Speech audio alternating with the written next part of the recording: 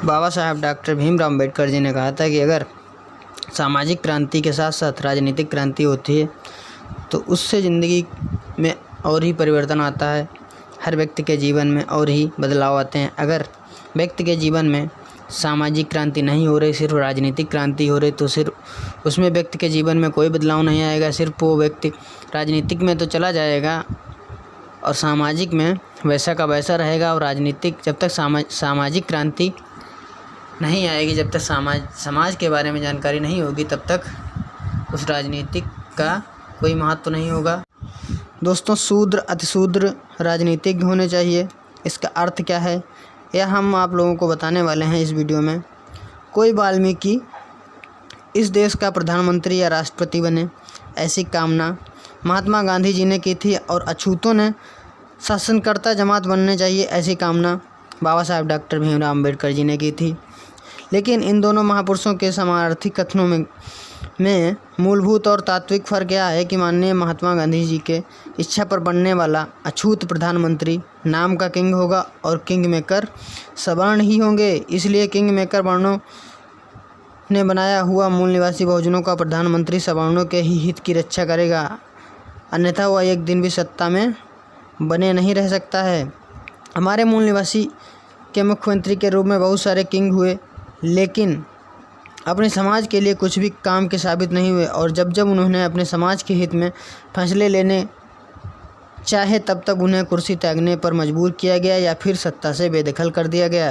गुजरात के पूर्व मुख्यमंत्री अमर सिंह चौधरी यह आदिवासी कांग्रेस के मुख्यमंत्री थे, जिनके कार्यकाल में सरदार सरोवर बांध को मंजूरी दी गई थी, जिस बांध के कारण 2 लाख आदिवासी भाई विस्थापित हुए। लेकिन आदिवासी मुख्यमंत्री अपने आदिवासी भाइयों का विस्थापन नहीं रोक सके, क्योंकि वह नाम के किंग थे और गुजरात की पटेल लाबी सही अर्थ में किंग मेकर थी, जिनकी कृषि इस सरदार सरोवर बांध के पाड़ी के क्षेत्र में होने की वजह से उनके कृषि उत्पादन के लिए वह बांध बहुत ही फलदायी था।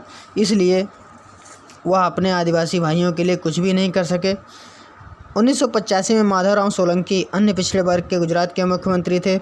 जब उन्होंने ओबीसी को आरक्षण घोषित किए, तब प्रधानमंत्री राजीव गांधी ने उन्हें तुरंत सत्ता से बेदखल कर दिया। राम नरेश यादव उत्तर प्रदेश के मुख्यमंत्री थे। उन्होंने 15% आरक्षण ओबीसी के लिए घोषित किए। तब उनके खिलाफ नारेबाजी शुरू हो गई और बोला गया कि राम नरेश यादव वापस जाओ, वापस जाओ, वापस जाकर भैंस चराओ, क्योंकि वो ग्वाला जाति के थे। और कर्पूरी ठाकुर बिहार के मुख्यमंत्री, उन्होंने 27% आरक्षण ओबीसी को घोषित किए। तब उनके खिलाफ भी नारेबाजी हुई। बोला गया कि कर्पूरी कर्पूरी कर्पूरा वरना चल उठा छुरा, क्योंकि वह नाई जाति के थे। इसी प्रकार दोस्तों, राजनीतिक क्रांति बहुत हुई। हमारे समाज के नेता भी बहुत बने और बहुत से प्रधानमंत्री भी बने, मुख्यमंत्री भी बने, लेकिन वह किसी काम के साबित नहीं है। और जब जब उन्होंने अपने समाज के लिए कुछ करना चाहा, तब तब उनको सत्ता से बेदखल कर दिया गया या फिर कुर्सी से हटा दिया गया या फिर उनको मजबूर किया गया, क्योंकि वह अपने समाज के लिए कुछ कर ना सके। अगर करेंगे भी तो वो राजनीतिक में नहीं रह पाएंगे। इसका शाब्दिक अर्थ है कि अगर आपके अंदर सामाजिक बदलाव नहीं है तो आप राजनीतिक बदलाव करके भी अपने समाज के लिए कुछ नहीं कर सकते हैं। अगर आपके समाज में सामाजिक बदलाव आ रहा है, सामाजिक क्रांति है, तो आप अगर सत्ता में हैं तो आप अपने समाज के लिए बहुत कुछ कर सकते हैं। इसलिए दोस्तों, बाबा साहब डॉक्टर भीमराव अम्बेडकर जी ने कहा है कि सामाजिक क्रांति बहुत ज़रूरी है हर व्यक्ति के लिए।